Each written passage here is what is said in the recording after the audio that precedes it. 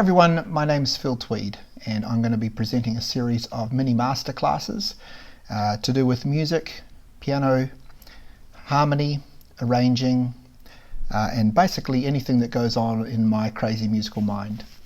I'd really like to impart some of the things that I have taught for many students over many years and just basically get it out there so that people can utilize it. So feel free to take these videos and share them, and I hope that it really makes a difference with your piano playing and your understanding of music. So today I'm going to start off with one of the foundational things. Many of you may have already heard of the circle of fifths. So I don't really want to go into a lot of detail on the circle of fifths about how it's constructed. What I really want to do is show you a little tool that I've made for myself. This wheel here. This wheel here shows all of the notes of the circle of fifths. So you've got all the white notes this side, the black notes this side.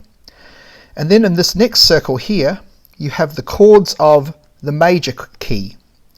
So chord 1 is a major seventh, chord 4 is a major seventh, 5 is a dominant seventh, 2, 6 and 3 are minor sevenths, and chord 7 is a half diminished or a minor seventh with a flattened fifth. I've also given alternate chords around the other side of the circle, the alternate seventh or the tritone dominant seventh.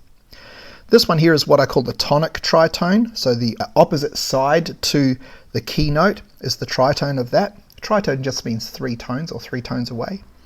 And then we have flat 6 major seventh, flat 3 major seventh, and flat 7 dominant seventh.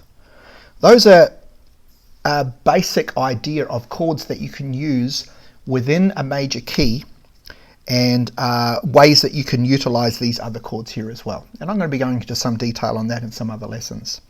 The outside circle here is the chords of the minor key. So we have chord 1 is over here, which is the relative minor. So at the moment we're talking about C major, the relative minor is A minor. So these chords here relate to the minor key. So we've got chords 1, we've got chord 2, which is a half diminished, we've got chord 5, which is a dominant seventh, or the alternate. So you've got 2 different versions of those. That depends on the scale that you're using. So if you're using the melodic minor scale, when it's ascending, you're raising the 6th and the 7th degrees of the scale. So that changes the types of chords that are available to you if you decide to use those tones in the minor key. It means that, say for chord 5, the dominant 7th chord, it doesn't necessarily have to be a dominant 7th. In the natural minor scale, it's a G natural, so it would be a minor 7th. And then all of the way around here, you've got alternates of different things here. What I've really tried to do is create a tool so that you can see in any key where you can go in minor and where you can go in major. The beauty about equal temperament tuning, thanks to Bach, is that we can go and transpose into any key at any time. And I'm going to be going over some of those harmonic things. You can turn this key around here and you can say, well, now that's G major, and you can go here to D major, and you've got all of the chords there and it's already written out there for you. So you need to say, okay, so what would be chord 2 in D major would be an E minor 7th.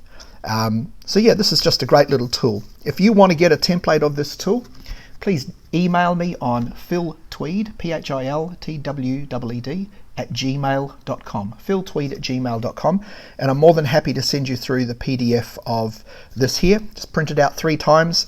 I've just gone into Officeworks and stabbed a hole in it and created this little thing here. So I've got a wheel and I can transpose into any key at any time. A very useful little tool to tell you what types of chords that you might be able to use in any given key.